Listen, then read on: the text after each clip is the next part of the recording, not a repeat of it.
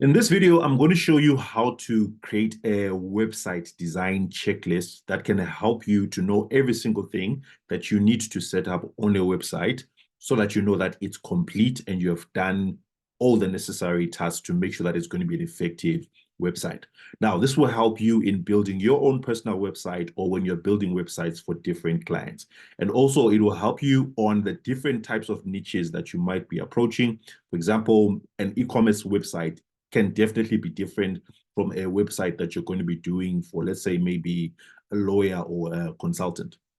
So there are different ways that we can actually approach this. And I just want to walk you through it so that you can come up with your own checklist rather than me giving you a checklist template that you should use, because I don't know what niche you're going to be using, but there are so many different niches and they require different templates. Now, when you're on Creator HQ, you're going to simply come to templates and choose which template that you want to use. And so let's just say, for example, I'm just wanting to build a website for a consultant. Let's just preview this one here. And now, normally what would happen is that you would just simply use the template that's given to you, and then you just go through it, filling in the different parts. For example, there's the way it says agency. This is where you're going to come here and change the logo. Where there's the phone number there, you're going to be changing the phone numbers. You can change the colors. You can change the images at the back. The menu options there, you can also change them. All the basic detail that's on the website as you're using these different templates, you can simply change them. And in a way, that's a checklist of all the things that you need to set up. There's some things that maybe you might not need on the website. You can just easily remove them. That's your first form of checklist. But let's say that maybe you're going to be building a website from scratch. You need to have a checklist that reminds you and tells you the different things that you need to set up. Now, normally you just need to have a list of things that you need to look at so that, okay, this is the first thing I need to do, then the second thing.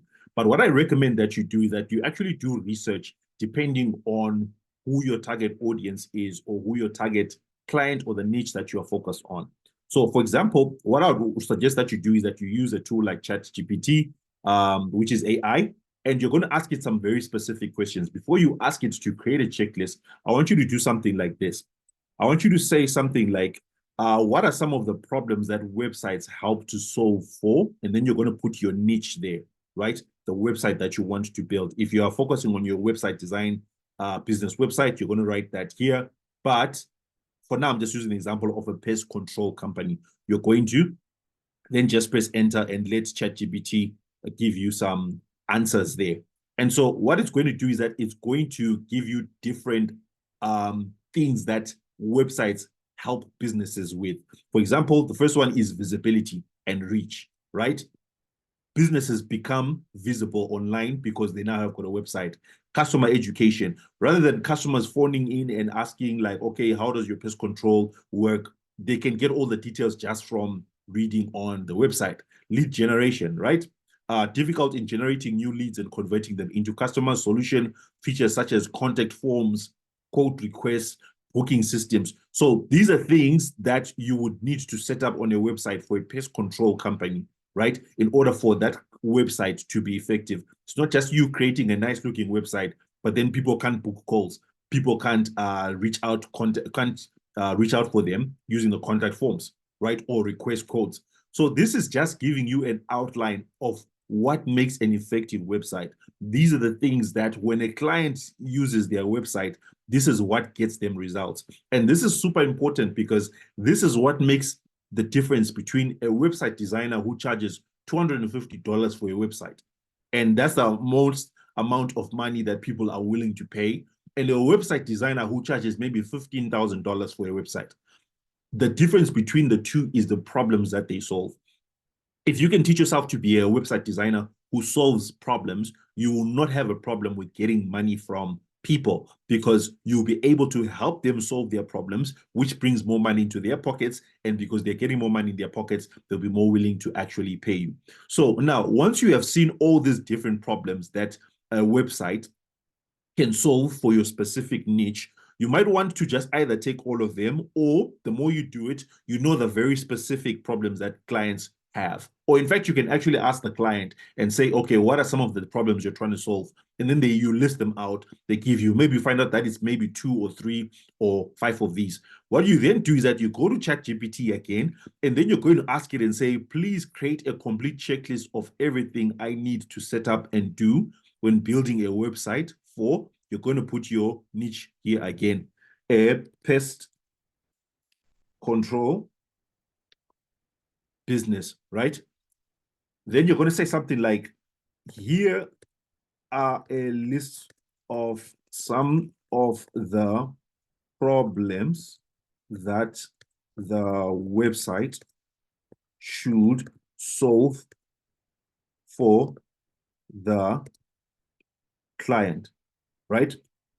Then you say, tell me what I need to set up for the website to solve these problems, right? So you're asking it to give you a complete checklist, and then you tell it for which niche, and then you're going to give it a list of all the different things that, all the different problems that the website must actually solve. So I'm then going to paste that list that we copied earlier on from those different problems that websites solve. And then I'm just going to click on enter. Right. And so now what's happening is that it's giving me a checklist of everything I need to set up on a website, but also it's telling me the exact things that I need to set up. Right. For example, visibility and reach, SEO optimization, right? Implement keyword research on page SEO and local SEO to ensure that the website ranks well on search engines. Google My Business listing. Set up and optimize Google My Business to enhance local search visibility. Mobile-friendly design. Ensure that the website is responsive and works well on all devices. So it's just basically telling me everything I need to set up on the website. And when I'm done setting it up, I will have a complete website that solves the specific problems of that person whom I am creating the website for. So rather than just having a checklist that says something like, make sure that the logo is there, or maybe the domain is set up, or maybe ensure that the hero section is there, it's telling you in detail the stuff that you need to go in there and set up on the website. This way, it's more specific and straight to the point. Here are some of the other things: domain and hosting, SSL certificate, the CMS, backup and security. So some of these things are naturally found inside of Creator HQ. But this is just a walkthrough of some of the things that you also need to consider. It's a much better approach than just using that straightforward checklist. And let me just see, I did this earlier on for a real estate company as well. Let me see if this is the one. Like this one, I did the same thing for a real estate company. And then I like the way that this one came out. For example, pre-launch phase, defining objectives and target audience, identify the primary goals of the website, e.g. lead generation, property showcase, tells you about domain hosting, platform, in this case, it's going to be Creator HQ, design and structure, website design, choose a professional user-friendly template, ensure responsiveness. So it's just giving you a basic template of everything that you need to know. So that's one way that you can actually approach actually having a template or a checklist that you can use for website design.